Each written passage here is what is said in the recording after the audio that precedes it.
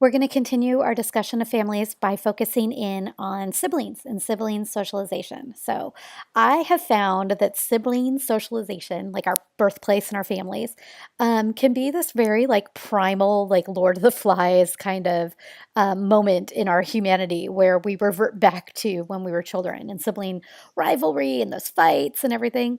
I am the oldest of three, which I'll be mentioning a lot because I'm the oldest, which means I'm the best. I'm actually married to a person who's just the oldest of one. He and his brother, though, they're like 3 years apart.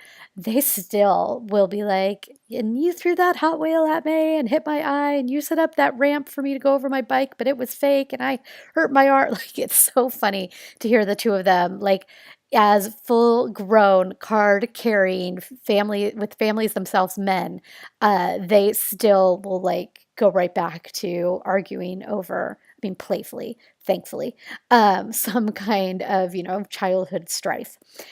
What I want to do is take you through they've certainly done research on attributes of firstborn, middle children, and things. Some of them are positive, some of them are not so positive. I'm going to quickly take you through those. Then I'm going to focus more on when you're parenting children in certain birth orders, kind of things to keep in mind. And then we're going to talk about things in our families that can disrupt this sibling socialization. Okay, firstborns, we're the best. So we're reliable, we're conscientious, we're structured, we can be very cautious, we really like to be in control, we're organized, and we can be dominant in relationships. So we're basically controlling perfectionists who are awesome. This doesn't mean everybody by any means, but this has been generalities that they have found in attributes of firstborns. So when you're parenting the firstborn, one of the things you can do is not constantly be improving upon what your child is doing. Part of the reason that firstborns can be so cautious and detail oriented is because parents are so cautious and detail oriented about their firstborns, right? It's their first child. And so the idea of don't be an improver, like if you have your 4-year-old make their bed, don't come in right behind them and be like, oh, good job, honey, as you like fix it all. Like don't constantly be showing them, more, better, that kind of thing. Give them one-on-one time. By virtue of the fact that they're the oldest, they're always going to be the most independent. So that also goes with don't pile on responsibilities. So make sure that you are also spending time with them when you'll maybe have younger children that have more like active needs. And then don't just all of a sudden assume because they can do the most that they should be doing the most. So kind of that balance. Because I believe, and I think many of us do, that kids do need to have responsibilities by all means, but just making sure that balance is struck. Middle children, so they can be people pleasers, they're agreeable, they thrive on friendship, they are good at compromise, they are a peacemaker, but they can be secretive. And the reason they can be secretive is because to be a peacemaker and to be agreeable, a lot of times you need to keep your mouth shut and not really talk about how you're feeling.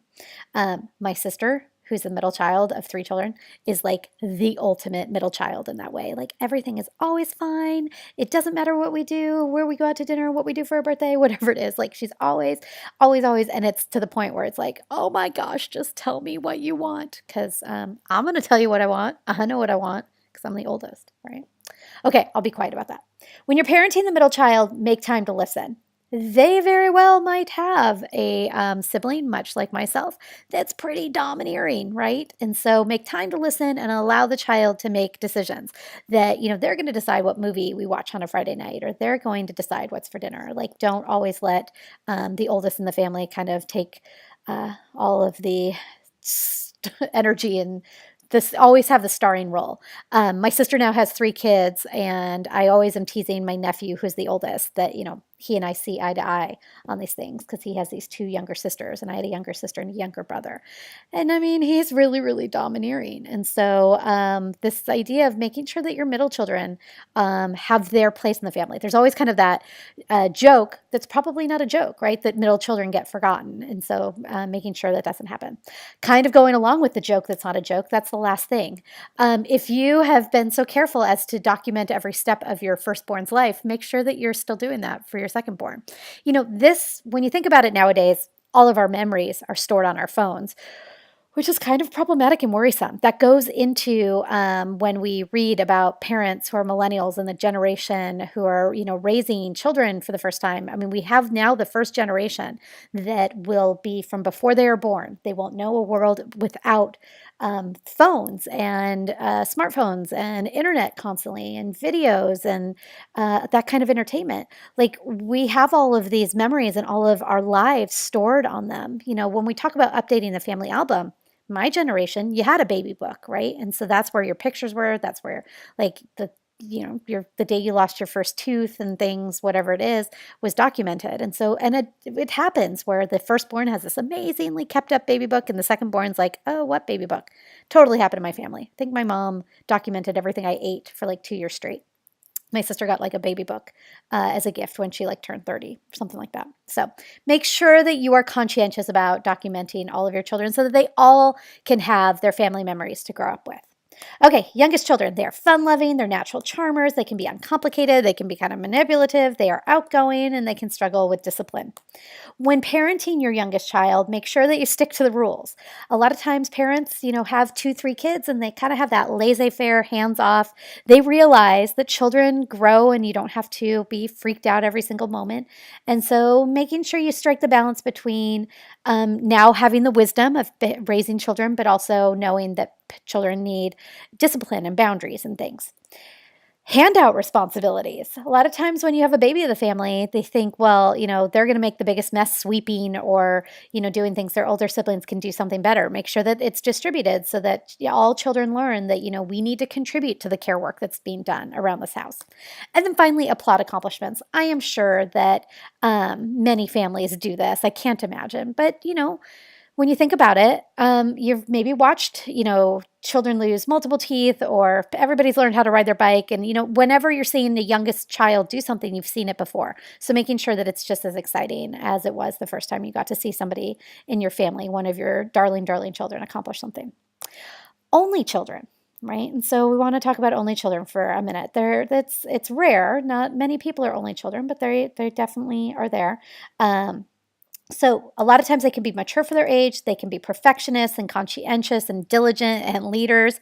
A lot of times they talk about it for only children as like firstborn intensified, but they can struggle with other kids, understandably. So when you're parenting an only child, make sure to schedule a lot of play dates. Make sure that your child is really, whether it maybe is that they're closer with their cousins or things, that they have that kind of peer group always growing up. My son is an only child, and I've shared that, he's in my family as an only child. He's also his dad's only child, but his dad has a sister who has 2 children that my son is age-wise sandwiched right in between. They've always been right in a row, and he's 1 year younger than one of them and 1 year older than the other.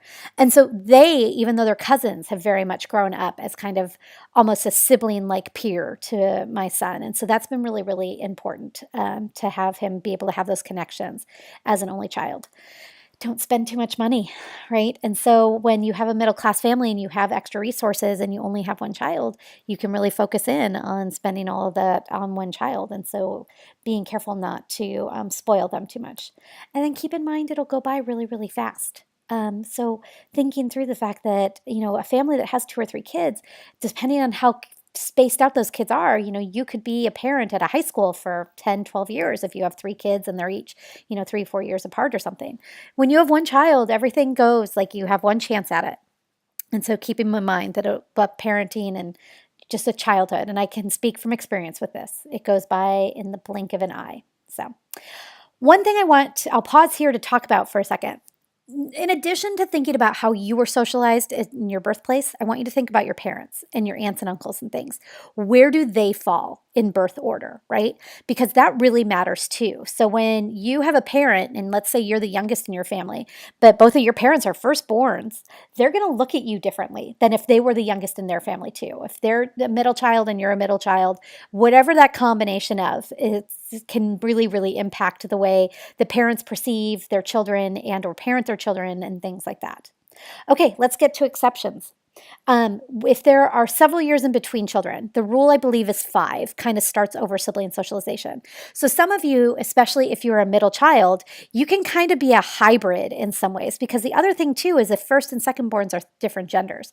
Maybe you're the 3rd person, even the 4th person born in your family, but if you're the first boy or first girl, You can be kind of a hybrid that you're kind of like a baby in the family, but also kind of a firstborn in some ways. Or if you have three siblings, but your youngest sibling is 10 years younger than you, they're not necessarily like completely a youngest sibling as they are a youngest and also again a hybrid of almost like an only um, like or oldest child. And so those kinds of exceptions can happen and disrupt sibling socialization. I barely said that correctly. Sibling socialization. I totally stumbled over that. Next is twins. I've had twins. Certainly, I've had numerous students who are twins, but I've actually had both twins in my classes probably 3 or 4 times. And so if it's in a family's class or I do this I talk about sibling socialization in my introduction to sociology classes too. I will split them up to do an activity where they're, who is born before who, and it's usually only 2-3 minutes. But that sibling socialization can hang in really strong. Like even though you're only 2 minutes older than this person in this world, like you're the oldest. Those 2 minutes really count. More so, the reason that it's an exception to socialization is because twins can be treated as if they are a unit, two people born on the same day, within a family. So that can be where it can be a little disruptive. Maybe there's 3 kids in the family and, two are twins. Those twins are going to be treated like together all the time because they're twins. So, and then finally, blended families. So when families, when there's remarriage and there's children, and now everybody's growing up or living together, that can really disrupt sibling socialization. I can't imagine if my mom had ever like gotten remarried to a person who had children older than I was, because I am so obsessed. I think probably unnaturally obsessed with being the oldest. But like all of a sudden, if I wasn't the oldest in my family, that would be really, really traumatic for me. So like if I all of a sudden had these two step siblings that were older than I am and I didn't get to sit in the front seat of the station wagon on the way to school or something, that would have been something that really would rock my core. I could have imagined probably if I were in that situation and people asked me about my family, I'd be like, well, there's 5 kids, but I'm the oldest of my, I would probably still like hang on to that. So blended families, they say that, we use this term blended. Families don't always blend together neatly. They can kind of crash into each other. And so thinking through these differences in the ways that our families are built, whether it's what our parents are in their sibling socialization, our aunts and uncles, and where we're at. So thinking through how siblings and the way that we learn to be a member of our family can be so important going forward to who it is and how we see the world.